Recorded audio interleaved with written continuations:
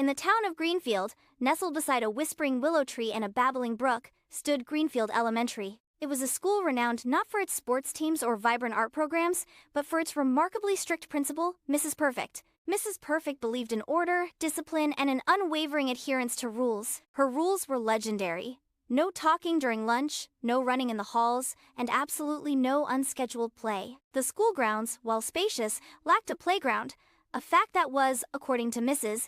Perfect, conducive to a more focused learning environment. The children of Greenfield Elementary, however, found this environment less than ideal.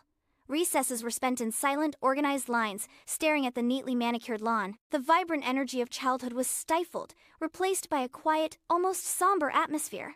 10-year-old Lily, with her bright, inquisitive eyes, felt this most keenly. She longed to run, to jump, to laugh with her friends without the ever-present shadow of Mrs. Perfect's rules. One particularly dreary recess, Lily, along with her friends Tom, Maya, and Sam, decided they'd had enough. They approached Mrs. Perfect, their small faces etched with a mixture of determination and apprehension. "Perfect," Lily began, her voice barely a whisper at first. "We understand the rules, but we miss playing. We need to run and jump and laugh.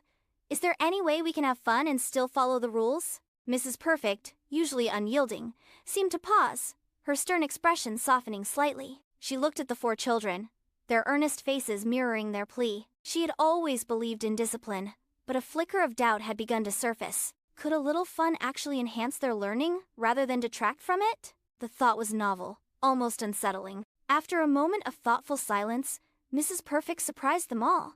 "Perhaps," she conceded, a hint of a smile playing on her lips, "perhaps there is a way to combine learning and play.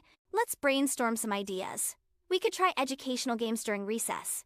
Games that teach teamwork, strategy, and problem solving." The children's faces lit up. They spent the next few days excitedly devising games that incorporated elements of math, science, and language arts. They played fraction tag, where catching someone required solving a fraction problem. They designed spelling scavenger hunts and created elaborate history charades. The schoolyard, once a symbol of silent monotony, transformed into a vibrant hub of activity, filled with the sounds of laughter and enthusiastic problem-solving. Mrs. Perfect, observing from her office window, found herself smiling more than she had in years. The children were learning, yes, but they were also happy, energized, and engaged. She realized that her rigid adherence to rules had inadvertently stifled the very creativity and enthusiasm she sought to foster.